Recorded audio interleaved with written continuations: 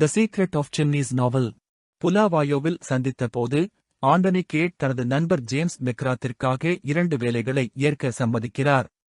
ஒரு குறிப்பிட்ட தேதிக்குள் கையளித்தால் 1000 பவுண்டு வழங்குவதாக உறுதியளித்த பதிப்பகத்தாரிடம் ஒரு நினைவு குறிப்பின் வரைவை ஒப்படைக்கவும், அதை எழுதிய பெண்மணிக்கு அவமானகரமான கடிதங்களைக் கொண்ட ஒரு கொட்டகையை திருப்பிக் கொடுக்கவும் ஆண்டனி லண்டனுக்குச் செல்கிறார். இங்கிலாந்தில் அரசியல்வாதி ஜார்ஜ் லோமேக்ஸ் லார்ட் கேட்டர்ஹாமிடம் சிம்னீஸ் எனும் இல்லத்தில் ஒரு விருந்தை நடத்துமாறு கேட்டுக் கொள்கிறார். ஜார்ஜின் உறவாளர் விர்ஜீனியா ரெவேல், முதல் பதிப்பு புத்தகங்களின் சேகரிப்பாளர் ஹைரம் ஃபிஷ் மற்றும் ஹெர்சோஸ்லோவாக்கியாவில் மன்னராட்சியை மீண்டும் நிறுவும் அரசியல் முயற்சியில் ஈடுபட்ட முக்கியர்கள், அத்துடன் அங்கு கண்டுபிடிக்கப்பட்ட எண்ணெய் பிரிட்டிஷ் கூட்டணியினரால் கையாளப்படும் என்பதையும் உறுதி செய்யும் வகையில் விருந்துக்கு அழைக்கப்படுகிறார்கள். லண்டனில் தனது முதல் நாளிலேயே கேட் அருகில் 2 ஹெர்சோஸ்லோவாக்கியர்கள் வந்து அந்த பிரதி நகலை பெற முயல்கிறார்கள். முதல்வர் ராயலிஸ்ட் அணியைச் சேர்ந்த ஒரு கவுண்ட் அந்த பிரதி நகலில் உள்ள அவமானகரமான தகவல்களை ஒழிக்க அதை வாங்க விரும்புகிறார். பதிப்பகத்தை விட அதிக பணம் தருவதாக கூறினாலும் கேட் மறுக்கிறார். இரண்டாவது, ஒரு வன்முறை புரட்சிகர குழுவின் உறுப்பினர் துப்பாக்கியுடன் மிரட்டி அதை கேட்கிறான். கேட் அவனை ஆயுதமற்று அனுப்பிவிடுகிறார். அந்த இரவு கேட் தங்கி இருந்த அறையில் வெயிட்டர் ஒருவர் திருட முயற்சி செய்கிறதை அவர் கண்டுபிடிக்கிறார். அவர் தப்பிச் சென்று கடிதக் கொட்டகையை எடுத்துச் செல்கிறான். மறுநாள் பதிப்பாளர் மிஸ்டர் ஹோம்ஸ் என்ற பணியாளர் நினைவு குறிப்பை பெற வருவார் என்று கேடுக்கு தெரிவிக்கிறார். அதை எழுதியது ஹெர்சோஸ்லோவாக்கியாவின் மறைந்த கவுண்ட் ஸ்டெல்டிச். எண்ணெய் கண்டுபிடிக்கப்பட்ட நிலையில் நாடு குடியரசுவாதிகளுக்கும் ராயலிஸ்டுகளுக்கும் இடையே குழப்பத்தில் உள்ளது. அறிவுறுத்தலின் பேரில் கேட் ஓர் போலி பொதியை ஹோட்டல் பாதுகாப்பு பெட்டியில் வைக்கிறார். திருடன் ஒன்று மட்டும் கடிதத்தை விர்ஜீனியா ரெவேலுக்கு கொண்டு செல்கிறான். அவளது பெயரிலேயே எல்லா கடிதங்களும் கையெழுத்துடன் இருந்தன. அவள் அவை எழுதவில்லை என்பதும் அவளது கணவர் இறந்து விட்டார் என்பதும் அவனுக்கு தெரியாது. அவன் அவளை மிரட்டி பணம் கேட்கிறான். அவள் திடீரென சிறிது பணம் கொடுத்து மறுநாள் மேலும் கொடுப்பதாக கூறுகிறார். மறுநாள் அவள் வீடு திரும்பும்போது அந்த மனிதன் சுட்டுக் கொல்லப்பட்டு கிடக்கிறான். கதவு அருகே ஆண்டனி கேட் நிற்கிறான். கேட் அந்த சடலத்தை எடுத்து விவசாய பாதையில் தூக்கி எறிந்து துப்பாக்கியை ஒரு மரத்தில் மறைக்கிறார்.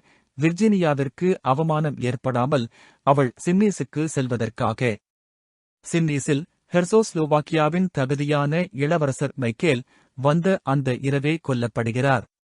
அதே வேளையில் கேட் அந்த மாலையில் சிம்னீஸில் இருந்தார். வெளியில் காலடிச்சுவடு இருந்தாலும் உள்ளே இல்லை. அவர் தினமாக சூப்பரிண்டென்ட் பேட்டிலிடம் தன்னை அறிமுகப்படுத்தி நினைவு குறிப்பின் கதையை விளக்கி கொலையில் தன்னுடைய குற்றமற்ற தன்மையை வெளிப்படுத்துகிறார்.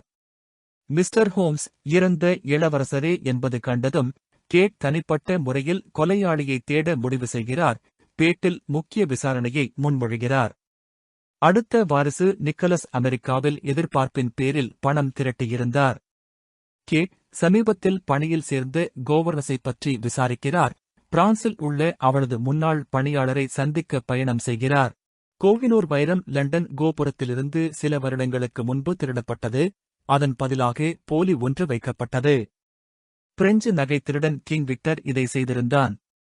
சிம்னீஸில் அது மறைத்து வைக்கப்பட்டிருக்கலாம், ஆனால் பல தேடல்களிலும் கிடைக்கவில்லை. கிங் விக்டர் சில மாதங்களுக்கு முன் பிரெஞ்சு சிறையிலிருந்து விடுதலை செய்யப்பட்டதால் பேட்டில் அவன் இதை தேடி வரும் என உறுதியாக இருந்தார். கேட் பிரான்சில் இருக்கும் இரவில் சிம்னீஸில் சத்தம் எழுகிறது. விர்ஜீனியா ரெவேல் சத்தத்தை கேட்டு பார்க்க சிலர் பழைய கவசம் ஒன்றை பிரிக்கிறதை பார்க்கிறார். அவள் மற்றும் பில் எவர்ஸ்லே திருடனை பிடிக்க முடியவில்லை. அடுத்த நாட்களில் அவர்கள் மூவரும் காத்திருக்க அவர்கள் சூரிட்டேயின் எம். லெமுனை பிடிக்கின்றனர். கிங் விக்டரின் தடத்தை பின்தொடர்ந்து வந்தவர் அவர். பேட்டில் அவருக்காகவே காத்திருந்தார். திருடப்பட்ட கடிதங்கள் கேடின் அறைக்கு மீண்டும் வந்து சேருகின்றன. அந்த கடிதங்கள் கிங் விக்டர் மற்றும் அவரது கூட்டாளிக்கிடையேயான குறியீட்டு செய்திகள் என்பது வெளிப்படுகிறது. திருடர்கள் கொள்ளை கடத்தப்பட்ட வைரத்தின் இருப்பிடத்துக்கான குறியீட்டை களைப்பதற்காக பேட்டில் அதை மீள்புரிய முயல்வதை எதிர்பார்த்திருந்தனர். ரிஸ்மண்ட் 7 ஸ்ட்ரெயிட் 8 லெஃப்ட் 3 ரைட் என்ற குறிப்பு வெளிப்படுகிறது. பேட்டில் ரிஸ்மண்ட் குறியீட்டை தொடர்ந்து ஒரு மறைவழியில் உள்ள கல்லை கண்டறிகிறார். அது மேலும் ஒரு புதிரை வெளிப்படுத்துகிறது. கேட் டோவருக்கு சென்று மரணம் அடைந்த இளவரசரின் உதவியாளர் போரிஸ் கொடுத்த தாளில் உள்ள முகவரியை தேடுகிறார். அங்கு கிங்விக்டரின் கும்பல் அமெரிக்க குற்றவாளியாக கைது செய்ய முயன்ற பிங்கர்டன் தேடுபவர் ஹைரம் ஃபிஷ் மற்றும் உண்மையான எம். லெமொய்ன் கட்டப்பட்டிருப்பதைக் காண்கிறார். சின்னீஸில் அனைவரும் கூடினார்கள். நூலகத்தில் போரிஸ் மிஸ் புரனை துப்பாக்கியுடன் காண்கிறார். இருவரும் போராடும்போது துப்பாக்கி சுண்டியிலேயே வெடித்து அவள் இறந்து விடுகிறாள். மிஸ் புருனை இளவரசர் மைக்கேலை கொன்றிருந்தாள், ஏனெனில் அவர் அவளை வேறொருவராக அடையாளம் கண்டிருந்தார். அவள் ஹெர்சோஸ்லோவாக்கியாவின் கடைசி ராணி, புரட்சியில் கணவருடன் கொல்லப்பட்டதாக எண்ணப்பட்டார், ஆனால் அவள் தப்பி வாழ்ந்திருந்தாள். அவள் கிங்விக்டருக்கு குறியீட்டு கடிதங்களை எழுதினார், விர்ஜீனியா ரெவேலின் பெயரில் கையெழுத்திட்டார். கேட் உண்மையான எம். லெமொய்னை அறிமுகப்படுத்துகிறார். ஹைரம் ஃபிஷ் பிரிஞ்சு தேடுபவராகவும் அமெரிக்காவில் நிக்கலஸாகவும் நடித்து கிங்விக்டரை பிடிக்கிறார். கேட் மிஸ்டர் ஹோம்ஸ்-க்கு போலி பொதியை தந்து உண்மையான நினைவுக் குறிப்புகளை ஜிம்மி மெக்ராத்திற்கு அளித்து 1000 பவுண்டு பெறுகிறார். கேட் மற்றும் ஃபிஷ் புதிரை தீர்க்கிறார்கள். அது தோட்டத்தில் உள்ள ஒரு ரோஜா செடியை சுட்டுகிறது. அங்கிருந்து கோஹினூர் கண்டுபிடிக்கப்படுகிறது.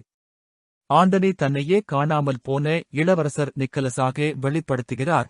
அவர் பிரிட்டிஷ் கூட்டணியுடன் சேர்ந்து ஹெர்சோஸ்லோவாக்கியாவின் அடுத்த மன்னராக தன்னை முன்வைக்கிறார். அன்றைய தினமே அவர் விர்ஜீனியாவை மணந்திருந்தார். அவளே ராணியாக இருப்பாள்.